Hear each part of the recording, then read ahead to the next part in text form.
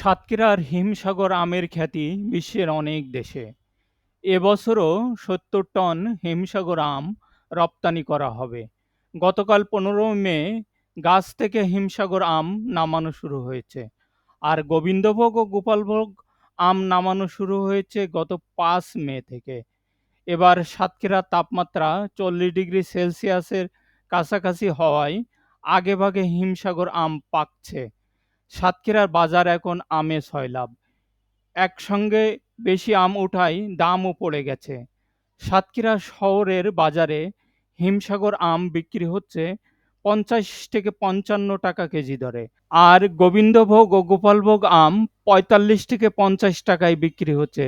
দেশি জাতের আমের দাম আরও কম। তবে এখনও বাজারে ল্যাংড়া আম আসা শুরু হয়নি। ল্যাংড়া ও আম্রপালি আম আসতে আরও কিছুটা সময় লাগবে। সাতক্ষীরা জেলা কৃষি সম্প্রসারণ অধিদপ্তরের উপপরিচালক সাইফুল ইসলাম জানান, এবার জেলায় আমের ফলন ভালো। জেলায় ৫,২৯৯টি বাগানে ৬২,৮০০ টন আম উৎপাদন হবে বলে তিনি আশা প্রকাশ করেন।